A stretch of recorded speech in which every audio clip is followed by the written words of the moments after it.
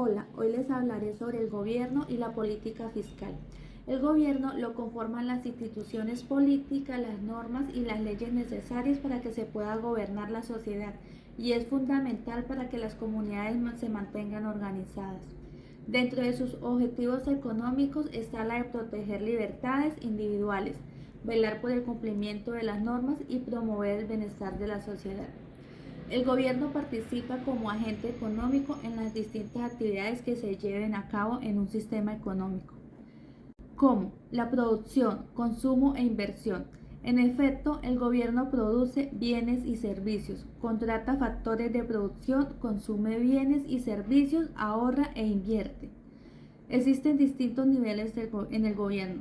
El gobierno local, que es el que opera en las ciudades, pueblos o comunidades. El gobierno regional es el que actúa sobre un conjunto de ciudades o comunidades agrupadas en regiones. Y el gobierno nacional o el gobierno central, que es el que controla todo el territorio de una nación. El Estado ejerce sus funciones a través de tres ramas: la rama ejecutiva, la legislativa y la judicial, que estas superan en los tres niveles del gobierno: central, regional y local. Colombia se ha caracterizado por tener un sistema fiscal centralizado, es decir, es un sistema en el cual el gobierno nacional actúa como el principal recaudador de impuestos y asimismo como el principal proveedor de los bienes y servicios públicos. Este sistema, que se adoptó en la Constitución de 1886 y perduró hasta fines de la década 1980. Luego el sistema empezó a descentralizarse, a reconocer que las regiones debían tener más autonomía en las decisiones sobre el gasto público. En el año 1983 y 1990 se empezaron a realizar cambios orientados a generar una descentralización económica. Este proceso de descentralización fiscal y política, que se empezó a gestar a comienzos de los años 80, se concretó en la Constitución en 1991.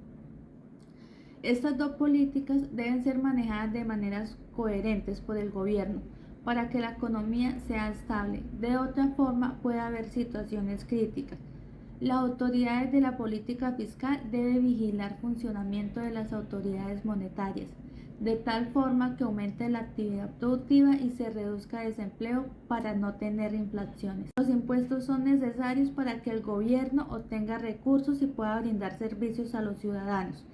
Por ello, los colombianos pagan un impuesto al gobierno colombiano. Anteriormente, cuando no era república independiente, se hacían a la corona española. Los impuestos en Colombia son el IVA, el impuesto a la renta, los impuestos nacionales, regionales y locales, los impuestos distritales.